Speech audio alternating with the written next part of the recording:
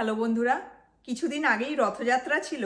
আর রথযাত্রা উপলক্ষে আমরা জগন্নাথ দেব আর আমাদের বাড়ির সব ঠাকুরকে খাজা, ছানা পোড়া, মোদক আরও কিছু মিষ্টি বানিয়ে নিবেদন করেছিলাম। মানে 5 রকমের ফল আর 5 রকমের মিষ্টি নিবেদন করেছিলাম।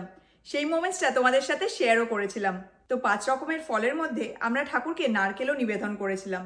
তো বাজার থেকে নারকেল নিয়ে এসেছিলাম। এবার নারকেলটা ভাঙার জন্য বিদ্যুৎ কিছু খুঁজে পাচ্ছিল না। প্রথমে ছুরি দিয়ে ভাঙার চেষ্টা করলো, কিন্তু ঠাকুরের ছুরিটা অতটাও বড় আর ভারী না, তার জন্য ভাঙতে পারছিল না।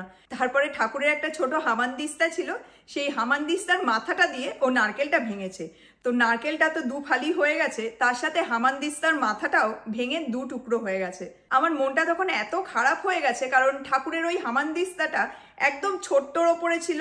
যতটা ঠাকুরের জন্য আমরা রান্নাবান্না করতাম ওইটুকুর মধ্যে হয়ে যেত। খুব সুন্দর একটা সাইজ ছিল আর দেখতেও খুব সুন্দর ছিল। আমি অনেক খুঁজে খুঁজে ঠাকুরের জন্য এটা এনেছিলাম। তো তারপর আমি দোকানে গিয়ে, যেখান থেকে আগের হামানদিস্তাটা এনেছিলাম, ওখানে গিয়ে খোঁজ করলাম। তো মনের মতো কিছু পেলাম না, সবই বড় সাইজের ছিল। তো কি আর করার, ভাবলাম যে যখন আবার মনের মতো ঠাকুরের জন্য পাবো তখন আবার নিয়ে নেবো। আমার ঠাকুরের জন্য সব বাসন কোসন আলাদা আছে। তো মনটা খুব খারাপ হয়ে গেছিল। আমি জানি না যে এই ঘটনাটাকে আমি কিভাবে ব্যাখ্যা করবো বা কি বলবো। ঠাকুর চেয়েছিল সেজন্য হয়েছে না কি হয়েছে, আমি তোমাদের ঘটনাটা বলছি। তারপর তো 4 জুলাই আমেরিকার স্বাধীনতা দিবস উপলক্ষে আমরা শিকাগো আর ইন্ডিয়ানা ঘুরতে গেছিলাম।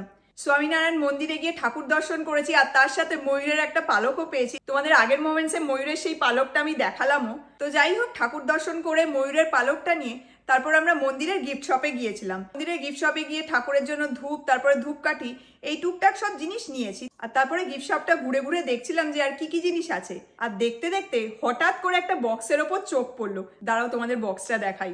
কি খুঁজে পেলাম আমি জাস্ট ভাবতেই পারছি না। এই দেখো বক্সের মধ্যে কি রয়েছে।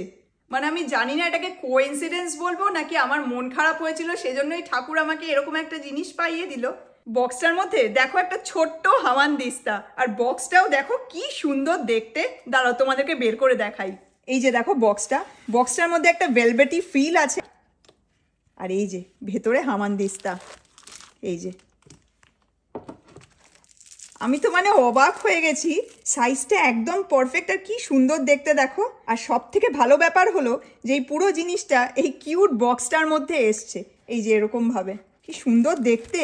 মানে আমি ঠাকুরের রান্না বান্না করার পরে বক্সের মধ্যেই আবার সুন্দর করে রেখে দিতে পারবো। জিনিসটা আমার এত পছন্দ হয়েছে, মানে আমি জানি না যে পুরো ঘটনাটাকে আমি কিভাবে ব্যাখ্যা করব। ঠাকুরই চাইছিল যে এটা ভেঙে যাক যাতে আমি নতুনটা নিয়ে আসতে পারি ঠাকুরের জন্য, সেজন্যই ওটা ভেঙে গেল। নারকেল ফাটানোটা জাস্ট একটা উপলক্ষ। মানে এটা একবার দেখেই না, মানে আমি আর সেকেন্ড বার ভাবিনি, সঙ্গে সঙ্গে তুলে নিয়েছি। আর প্রাইসটাও ভীষণ রিজনেবল ছিল, এটার দাম $8 ছিল। তখনই আমি ভাবলাম যে ঠাকুর তুমি কি চাইছিলে যে তোমার জন্য একটা নতুন হামানদিস্তা নিয়ে আসি, সেজন্যই ওটা ভেঙে গেল। আমি জানি না নাকি আমার মন খারাপ হয়েছিল সেজন্যই তুমি আমাকে একটা নতুন হামানদিস্তা পাইয়ে দিলে। তোমাদের কি মনে হয় তোমরা একটু কমেন্ট করে অবশ্যই জানিও। প্রথমে তো মন্দিরে গিয়ে ওরকম সুন্দর একটা ময়ূরের পালক পেলাম, আর তার সাথে মনের মতো একটা ঠাকুরের জন্য হামানদিস্তা। মানে মন্দিরে গিয়ে আমাদের মন পুরো ভরে গেছে। আমি তো প্রচন্ড খুশি হয়েছি।